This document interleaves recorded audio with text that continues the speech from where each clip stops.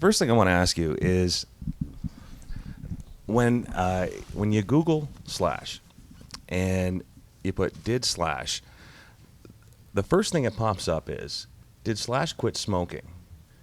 And I was floored when I saw that. Like, have you quit? Have you quit smoking? It's 3 years next month.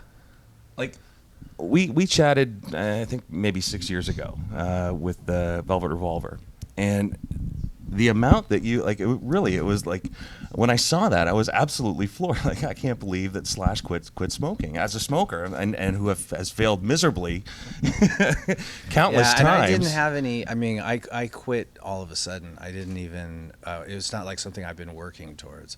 But it's not an easy. I did quit once before when Velvet Revolver was recording their first record. I did a whole year with no smoking, and then I started up again when I got to London, and I probably, then I started smoking and smoked all the way up to a certain point, and then my mom died of lung cancer, and while at that point I caught pneumonia, and I couldn't smoke for like 2 weeks, and I realized that if I was to continue not smoking at this point, I've gotten over the worst of it, so I just sort of continued not smoking, but I mean, it took a lot of supplements to get me there, and I'm still on them, so I still have a nicotine habit, I'm just not smoking. Like, really, and you know what, you I think that's sort of cheating. Well, I guess it isn't. It isn't. But I mean, like, really, it's a pain in the ass to smoke nowadays, and cigarettes are. I mean, it's just like, because I will smoke against whatever the rules are, and it's cost me a fortune in fines. Like the and is it different? I mean, it's something that's kind of been with you for I don't know when you started, but I mean, it has its moments where I mean, for me, it's just smoking triggers where I'll be watching a movie and someone will grab a cigarette and I go, oh, that looks really good right now, but they only last for a couple of minutes. Other than that, the sort of hand thing, the obsession with having something in your hands all the time, that's part of the sort of smoking thing. That took a while to get past, so I ended up playing a lot more guitar. Well,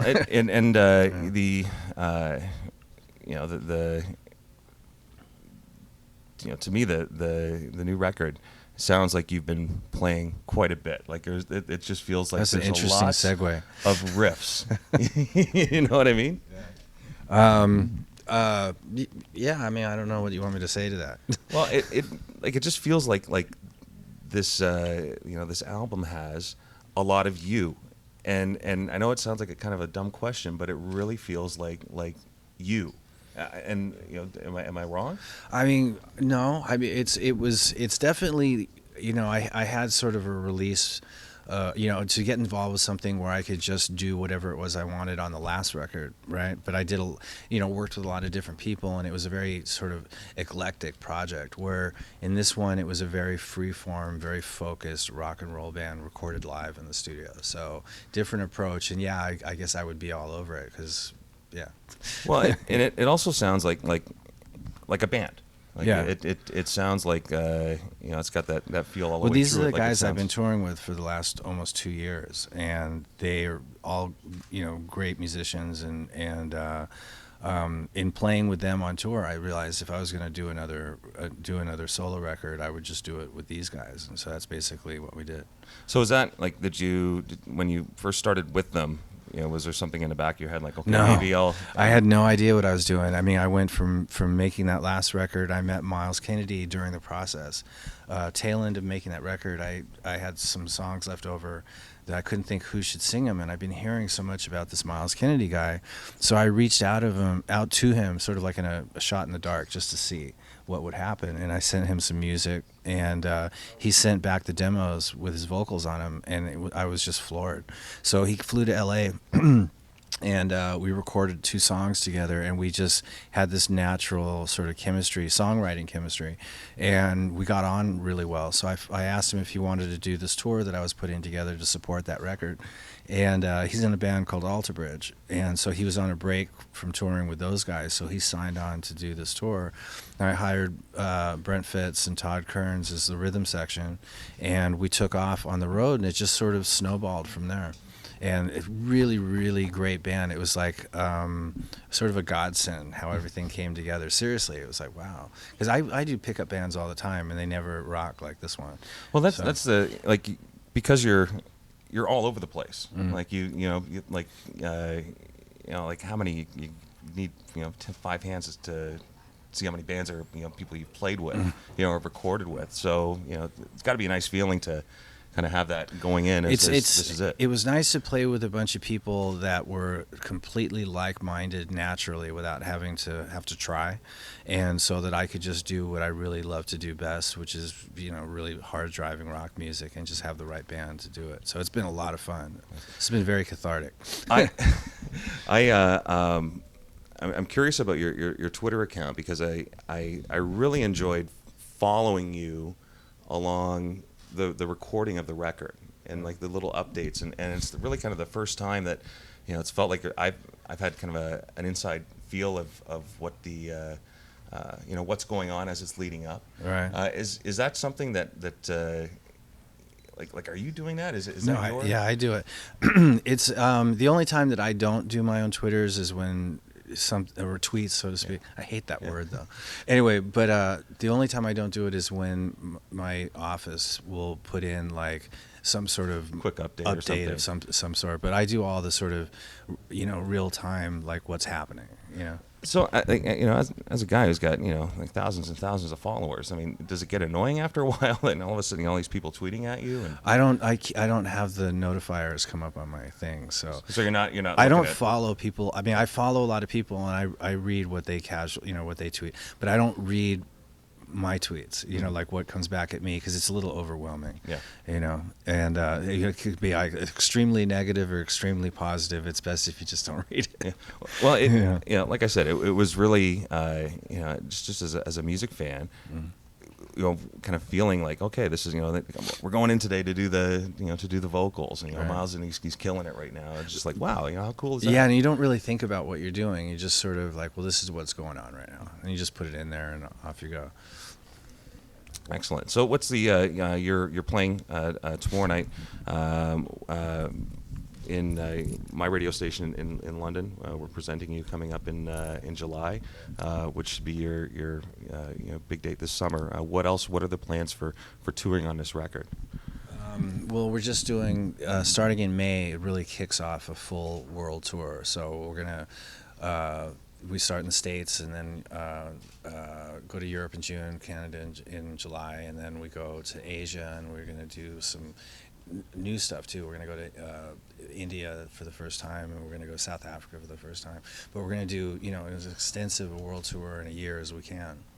Now and the set is like it's a long set, like it's 2 hours plus, and it's got to be fun to going out and doing the new stuff, but as well, your songbook as well. Well, the last tour, it was great because I played a lot of material that I hadn't played in a long time, and it was funny to discover. All of a sudden, I realized that I actually had a catalog of stuff.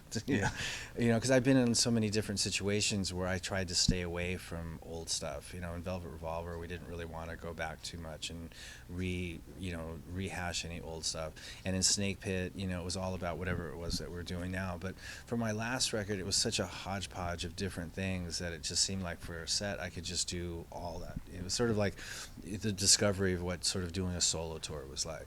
And so in this ensuing, after this record comes out and the tour that we're going to do with that, it'll be I'm really excited about it because we can do a bunch of new material, and we still have like standards from the old set that we can do, and it's going to be a really cool mix. Excellent. So with your I've always wondered about your sound and how you're one of those guitarists that people just know. You hear a riff and it sounds like you. At what point did that kind of come to you? Or has it just always been that way? I wouldn't necessarily even know that if you didn't say it. You know what I mean? I've just been doing what it is that I do or what it is that I want to do. Ever since, I first started, I've sort of had this direction that pleases me, that I get off on. And so that's basically it. I never looked at it from the outside to see that it was a recognizable sound to other people or sort of a method to the madness. And so when you say something like that, it's an interesting sort of surreal for me to try and even think of how recognized it will be from the outside. This is how I sound, and there's you know, there's guys like you hear Eddie Van Halen, you know, this just sounds like Eddie Van Halen. Right. You know, you hear you, and it Well, sounds I mean, like Slash. as a musician, you know, and especially as someone who does any kind of sort of soloing or uses an instrument as the forefront of the band's sound, you know, then you know you have a personality, so it's bound to come out, you know, with any artist, I would imagine. Yeah. How old are your boys now? 7 and 9. 7 and 9. Yeah. Did you? I've got a 2.5-year-old daughter, and you know I feel like I'm just kind of now going, okay, you know, things are getting a little bit normal. I'm used to it. When you first had your kids, did that affect anything with your music at all? No, it's just, you know, I mean, you know, like my youngest son was born while I was on tour, and the other one was born when Velvet Revolver started. It's just, you know, it all just sort of, it's part of life. It just all happens, and you sort of just adapt, you know. And I was raised in an environment where a lot of very young, very creative, artistic people were all sort of navigating children at the same Yeah. time, you know. And it's just, you know, it's like it's part of life, you know. Well, you know, it's certainly been a pleasure speaking with you again. You know, I think the record sounds great. Oh, you know, thanks. It's you know, like I said, it's just like it's like one riff after another, you know, and it's you know, looking forward to seeing you this summer when you come through Yeah, London. it's gonna be a fun tour. Excellent. All right, cheers. Fantastic. Thank you.